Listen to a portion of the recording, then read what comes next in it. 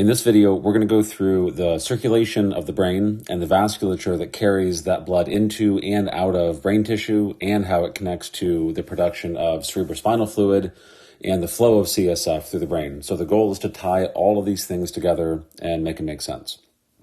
All right, on the input side of things, arteries, just like any organ, are leading into the brain. And the central point of this that gets the most attention is this cerebral arterial circle, sometimes also called the circle of Willis, just named after the physician that first described it. And the idea is arteries normally run in straight lines, right? Point A to point B, smaller branches coming off, leading to capillaries eventually. The brain is odd in that it has this circle. And for context, here we're looking at the anterior, inferior side of the brain. This is your circle, and we're blowing it up. So the hardest part about this is just figuring out what are the inputs and what are the outputs. So the circle itself is this ring of communicating arteries. So when you see this anterior communicating, posterior communicating, those are the arteries that are leading you around the circle, right, to make the loop. These little cuts right here, those are the internal carotid arteries, right? You've got a left and a right. Those are input. So the internal carotids, those are branching off of the common carotid artery, right? This would be the internal, which you can see in the picture, leading its way up and into the brain. The cerebral arterial circle would be somewhere right about in here. They're just not drawing it completely in this image. The external carotid, that goes up the appropriately exterior of the brain. That's feeding just skin and muscles and bone on the outside of the skull. So the internal is going up this person's neck. And in the circle, you're not really seeing the internal carotids here because they've been cut. But if they were there, they would basically be coming out of the screen at you, like they're coming, like the person's neck is coming out of the screen in this picture. So those are entirely blood flow into the circle. And the other input is the basilar artery. And the basilar artery is really the fusion between these two vertebral arteries. And they get their name vertebral because they're running up your vertebra. So on this picture, they're not drawn in, but those vertebral arteries would be coming up here, right, up your cervical vertebra, and into the base of the brain, right about where that circle is, right? So vertebrals, this would be where the basilar's at. So you've got blood flow coming in here from the posterior side, up into the circle. So basilar via the vertebrals is an input. Carotids are inputs. All of these other major arteries that you see coming off, like the anterior cerebral, the middle cerebral, which is this guy, and the posterior cerebral down here, those are all outputs of the circle, right? So basilar and carotids in, middle, anterior, and posterior cerebrals out. And this map is showing you an estimation of which parts of the brain those anterior, middle, and cerebral arteries feed.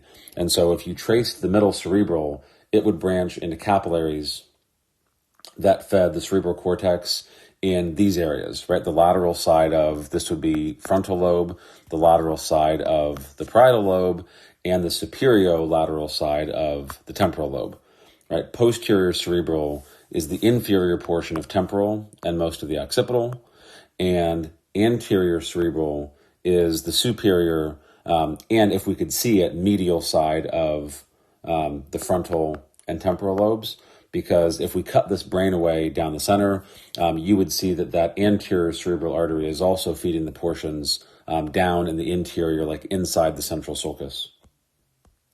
All right. All of these other arteries branching off should be a giveaway anytime you see cerebellar, like superior cerebellar or anterior inferior cerebellar.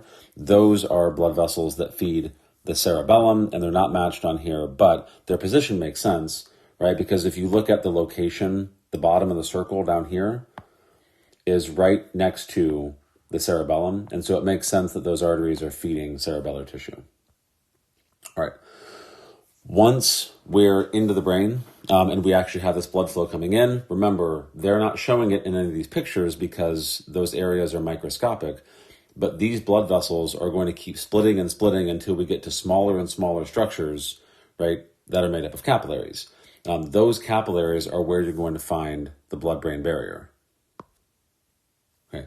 I covered the blood-brain barrier in more detail in a different video, so you can go back in the playlist just before this and find it.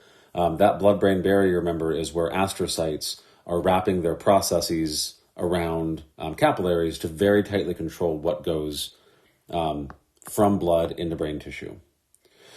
Okay, the other artery on here that we should pay attention to, this anterior choroidal artery. Choroidal meaning choroid as in choroid plexus.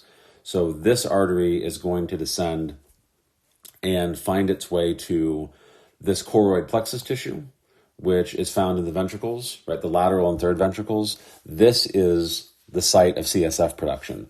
So that choroidal artery is draining blood off of the circle of Willis, taking that blood to the choroid plexus, and that's where fluid from the plasma is being filtered and entering the ventricles to become CSF.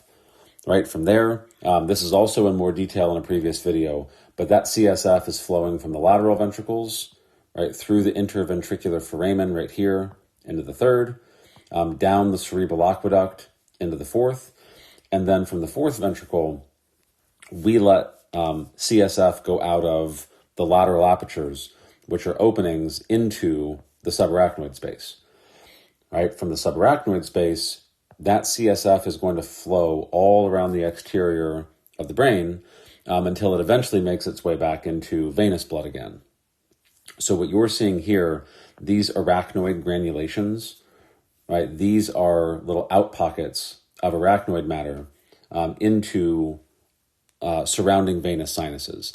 And if we zoom in a little bit more closely, it looks something like this, right? Your CSF would be found in this space. This is the subarachnoid space. And these are those arachnoid granulations, sometimes called arachnoid villi. Those are protruding into these sinuses, right? Like the superior sagittal sinus, if we were looking right in the midline. And CSF is going to get pushed out of the subarachnoid space into that sinus, and that's venous blood, right? So all of these sinuses are draining off the brain, and they're eventually going to find their way back to the jugular vein. Okay. Once that blood makes it back to the jugular, it's draining right down the neck, right? The jugular is the venous equivalent of the carotid, right? Carotid arteries carry blood up the neck toward the brain. Jugular veins drain it down. They're going to make their way back to the vena cava, right? And eventually back into circulation, and that's critical because this CSF that's moving from subarachnoid space into the sinuses, this is old, stale CSF that's been around for several hours. And since we're constantly making new CSF in the ventricles, or at the choroid plexus, we want to get rid of this older CSF so it can go back into circulation, go to livers and kidneys that can actually filter out and remove any waste products or toxins that enter the blood.